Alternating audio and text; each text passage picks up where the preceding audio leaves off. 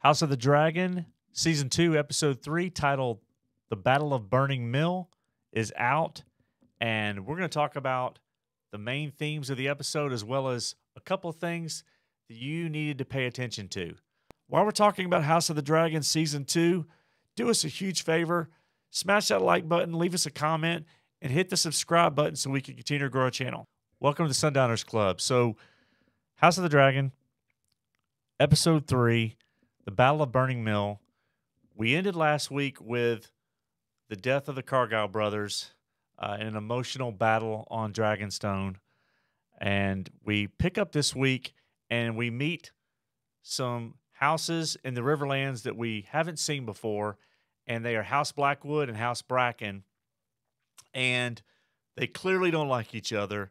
It's kind of like to the American version of the Hatfields and McCoys. They are battling and fighting over property lines. So you see the stones laid out on the ground, and as they're arguing over property lines, you have Davos Blackwood basically say that Aegon is no king, and their house, the Blackwoods, have declared for Queen Rhaenyra, and the Brackens obviously have declared for Aegon. And so as they go to argue and the pushing and shoving, we then cut to a scene that is symbolic of what we're going to talk about in this episode around cycles around the circle. We see different circular patterns in this episode, and we see off in the distance a mill that is literally burning, and you see thousands of bodies on a battlefield with a creek running between it. And we see Aaron Bracken has fallen on the battlefield, has a sword through the neck, and what looks to be Davos Blackwood, not for sure, not confirmed, but it looks like Davos Blackwood is dead as well. But clearly the battle has taken its toll, and that's going to pay off later. So keep in mind and pay attention to House Blackwood, because there are certain characters that you might see down the road that play a big part in the events to come. So pay attention to House Blackwood as we move forward in the Dance of Dragons.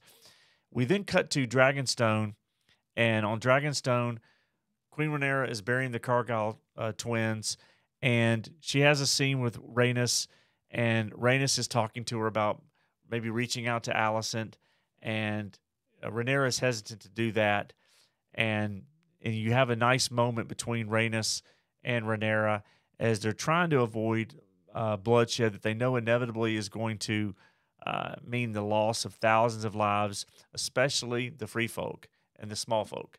And so, you know, that scene's a pretty important one. And then we cut to King's Landing, and we have Sir Criston Cole, and Sir Criston Cole is, nervous about becoming Hand of the King. He knows he's not prepared for it, and he's kind of going through his own crisis, and he has to show up to the small council, which he's late for. And as he does so Aegon is talking about, what's happened with the Battle of the Burning Mill and going to war, and he's eager to go, and this council steers him away from that. And as doing so, Aemond Targaryen also ends up putting his foot down and saying that Aegon needs to stay back at King's Landing. The king doesn't need to put himself at risk. And what's telling is you do see Aegon listening to his brother. He definitely respects the military prowess of his brother, and so he listens to him. And, kind of a interesting scene that we see, more character building for Aegon. And we also see the beginning of a rift between Sir Criston Cole and now Hand of the King and Alicent. He's cold towards her, and you can see that back and forth, the nonverbals between the two, which, plays out throughout this episode. And so, we then leave King's Landing, the small council, and one of the first really cool scenes and shots of this episode is Daemon Targaryen flying on his dragon Caraxes, and he arrives at Harrenhal at night. And we've seen Harrenhal in Game of Thrones, the ruins of Harrenhal, with Tywin Lannister and Arya Stark. And we saw the Great Council in the first shots of Episode 1 and Season 1 when King Jaehaerys they end up the Great Council naming Viserys as his heir. And so, but we've never really seen that much of Harrenhal. And so as Daemon arrives, you get this feeling of, darkness and almost a horror element to it. And the haunted. We've heard before about how Harrenhal is cursed and haunted. And we also know from season 1 that Larys Strong, Clubfoot, actually murdered Lionel Strong and Harwin Strong in the fire at Harrenhal. So a lot of bad things happen at Harrenhal. And as Daemon shows up, there's water pouring in at night from the rain. It's creepy. It's eerie. And he goes in and he busts the doors open into the main hall, the main dining area. And you see, again, a circular table, the circular themes, the cycle of death and violence, and also the circular patterns. And you see Simon Strong, who is the Castellan of Harrenhal. And Simon Strong basically bows down to Queen Rhaenyra and pledges fealty to Team Black. And Daemon doesn't trust him. He sits down. At this moment, we see a woman with black hair coming walking into the shot, and that is Alice Rivers. And so it's our first introduction to the mysterious character of Alice Rivers that people that have read the books know a lot about, but people that are just watching the show, that's another one to keep your eye on as the story progresses over time, is Alice Rivers. And so Daemon gets settled into Harrenhal and doesn't trust anybody, but he's there. And what he's wanting to do is he knows that the key to the Riverlands is Harrenhal. And so he's wanting to set up a garrison and build an army and have them set up at Harrenhal. And so one of the funny scenes that happened there is Simon Strong is speaking to Daemon, and Daemon says to call him your grace. And so you don't really know, is Daemon playing on the fact that he's married to the queen, or does he see himself as a king? And going off the conversation that he had in the previous episode with Rhaenyra, we don't really know where Daemon's head's at. We know he's in a confusing state right now, and he's left Dragonstone. But the being asked to be called your grace is an interesting touch. Kind of lets us know a little bit about where Daemon's head is at. And so we leave Harrenhal, we go back to King's Landing, and we see another new character that was briefly in season 1, episode 1, when he got knocked off his horse by Daemon Targaryen at the tourney, and that is Gawain Hightower, Alicent's brother. And he is arrived in King's Landing. He's joining Sir Criston Cole, the Hand of the King, and assembling an army, and wants to be part of the expedition to the Riverlands. And so you have this moment where he comes over, he meets Criston Cole. Does he know what has happened between Criston Cole and Alicent? You're not really sure, but they make you believe that he's close enough with his sister, and they're speaking that maybe she's told him a little bit about what's going on with Criston Cole. So he clearly doesn't respect Criston when he first starts speaking to him, and has an arrogant personality. And so Gawain joins Criston Cole as they depart from King's Landing.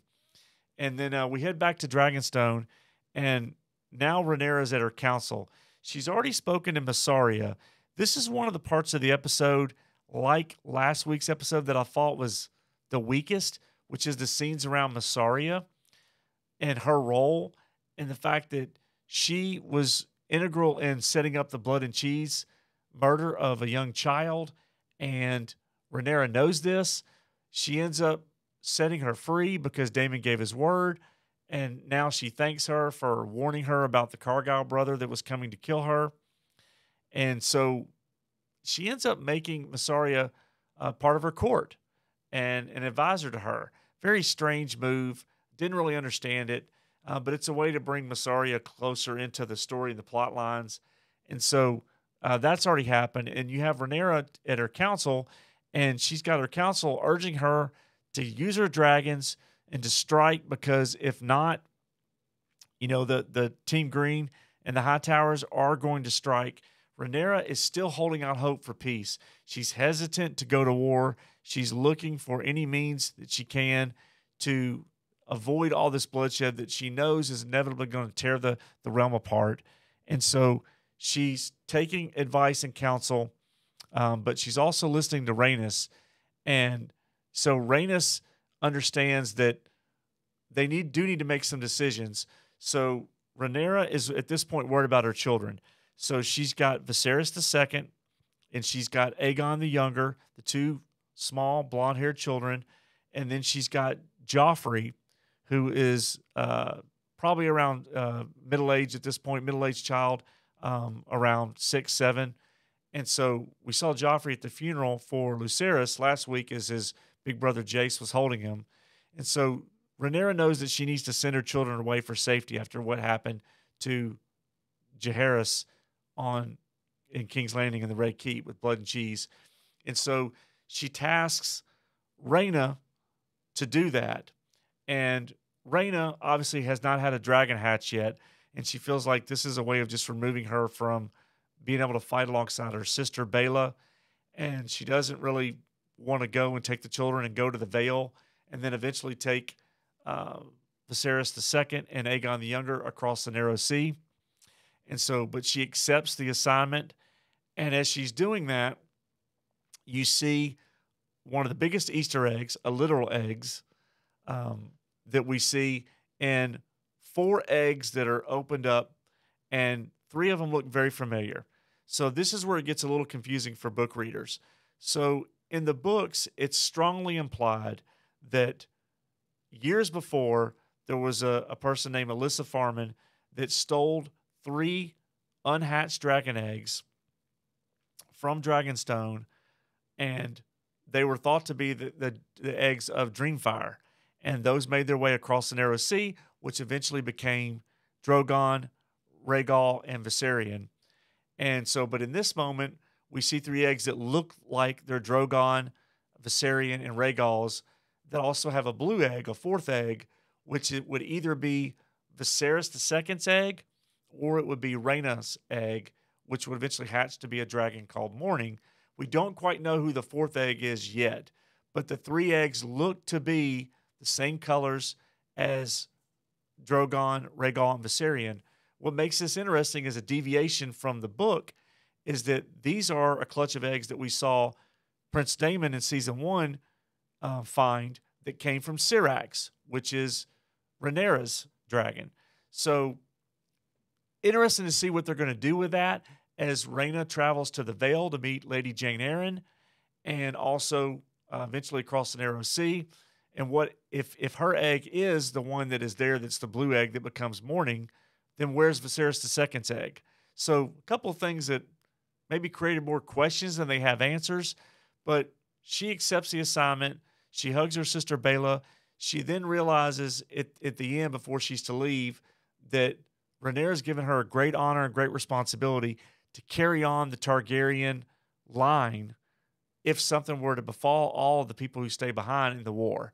And so Rhaena finally understands the importance of that moment only as she's leaving. And so we leave there, and we have probably the first real scene of the series of Helena with Alicent. And normally we see Helena where she has visions and nobody understands her. They don't pay attention to her. But Helena is meeting with her mother, Alicent, and she's talking about, she identifies with the small folk, and how can I lose my child and feel that I should be anything special when all the small folk, they lose children every single day. And so she has a lot of sadness around that, but also, you know, understanding and identifying with the common folk, the common people. It's a good trait of Helena's, but she also speaks to Alicent without Alicent saying anything about her exploits with Kristen Cole. And Helena says, I forgive you, to her mother. Now, is she forgiving her for something else that's going to happen in the future that Helena has foreseen or had a vision about? Or is she saying, I know why you came here to see me, and I know what's burdening you, and I'm forgiving you. So again, it's Helena being able to see what's inside of people and maybe have those types of visions and a deeper understanding, especially of her mother. And so an interesting moment. And then we cut to probably a more humorous moment than the producers and directors intended, which is Aegon is putting on armor, and it's not just any armor. It is Valyrian steel armor from the original Aegon the Conqueror. His armor is being put on, and it looks silly on Aegon. Now, maybe it's meant to be silly, but he's wearing this armor. It looks too big for him, and he's staring in the mirror. He's talking about going to war. But I think as you see the moments where Aegon is staring in the mirror, he knows he's a fraud. And the way the character and the actor is playing the character of Aegon, he knows he's not up to the task. And he knows he's a fraud, but he can't admit it. And so his Knight's Guard, his Kingsguard, who were his friends, by the way, they end up saying, we're going to go to battle. And then when Larys Clubfoot comes in, he speaks to Aegon and says, there are whispers amongst King's Landing that, if you were to leave, you're basically handing over power to Aemond and Alicent, that that they would be better rulers than you. And so he's playing upon Aegon's insecurity to get Aegon to not go to battle. And so you see Larys Clubfoot really manipulating. Aegon takes the hook and ends up telling Larys, I am in need of a master whispers. And so, interesting scene there. And so we have another interesting scene in King's Landing that you should have paid attention to. And that is one where Aegon and his friends are going out to take a squire to find his first experience with a woman for the night. And they go to a bar where everybody's drinking. And we meet a character named Ulf. And Ulf is claiming that he is the bastard son of Balon the Brave. Now, you might be wondering, who is Balon the Brave? Balon the Brave was the father of King Viserys I and Daemon Targaryen. So in this sense, he's claiming Targaryen lineage, but we don't know if Ulf is lying or not. He doesn't really have blonde hair. It's grayish.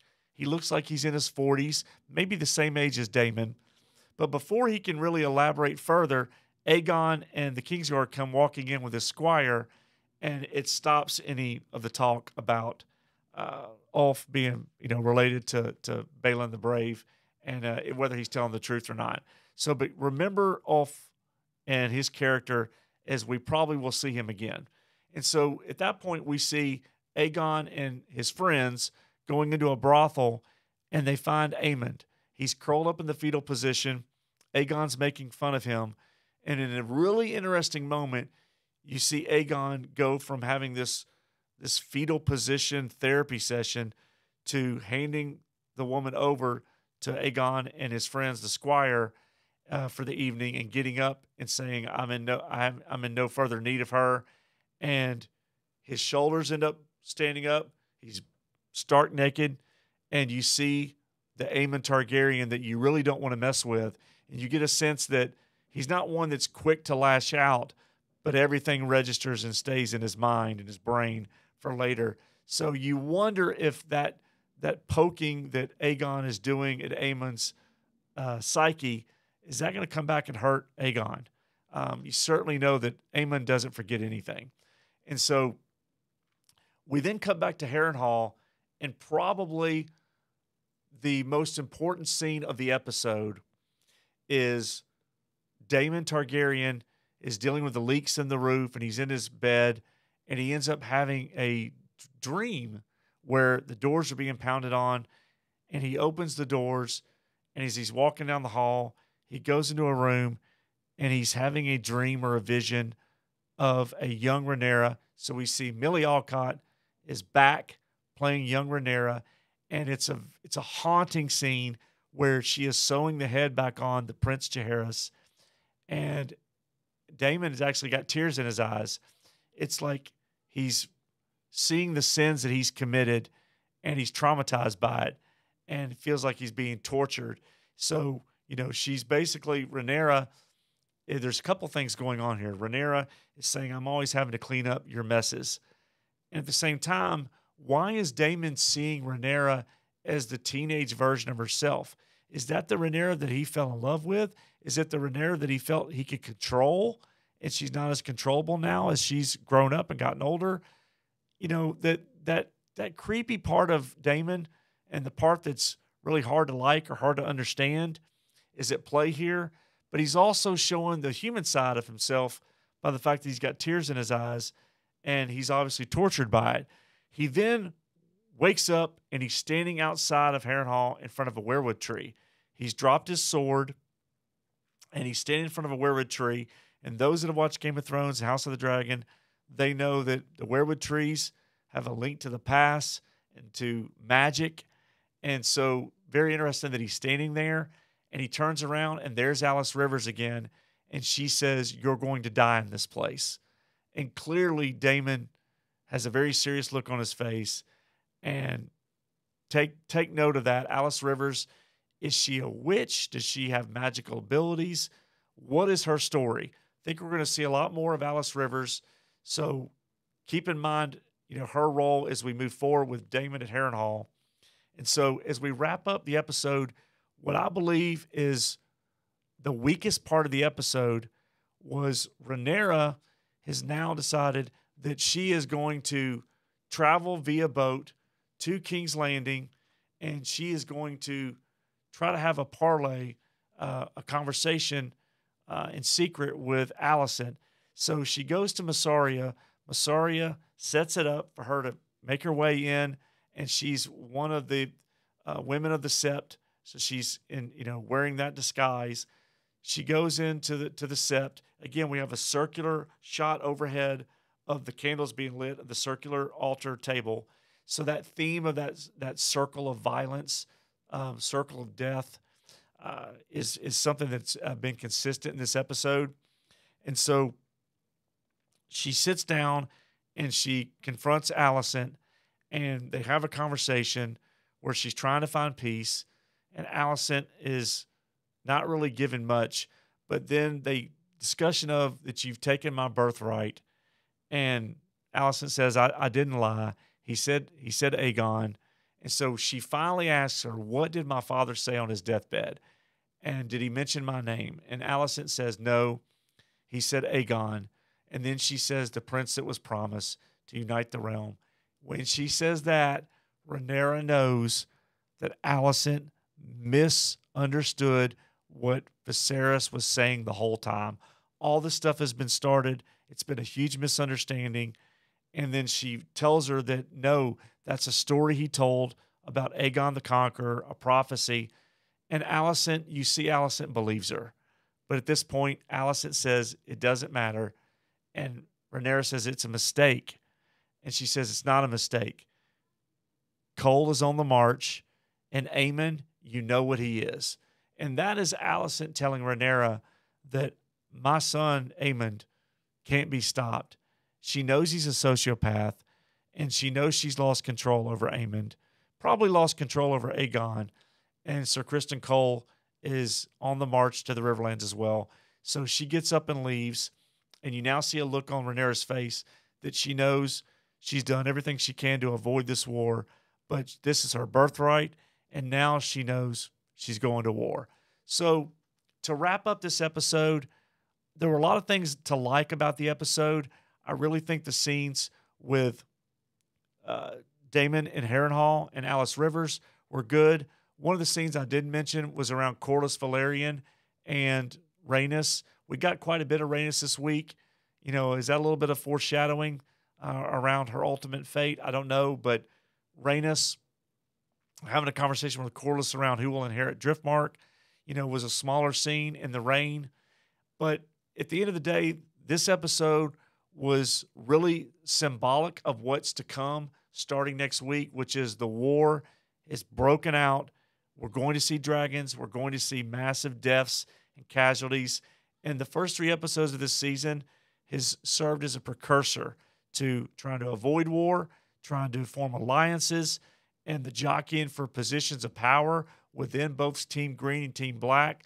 All that has kind of been settled now, and now it's time to go to the war of the Dance of the Dragons. We'll be here to cover it. What was your favorite part of the episode? Was it Daemon Targaryen and Harrenhal? Was it the scenes with Rhaenyra and Rhaenys? Was it the scenes with Aegon and Alicent and Aemond? What did you like? What did you not like? Let me know what you think as we lead into next week's episode, which we already know the title for. It's called Rooks Rest, which will be a huge battle. So while you're letting us know your thoughts, leaving a comment, smash that like button, hit the notifications bell for future content, and most importantly, hit subscribe so we can continue to grow our channel and TCB.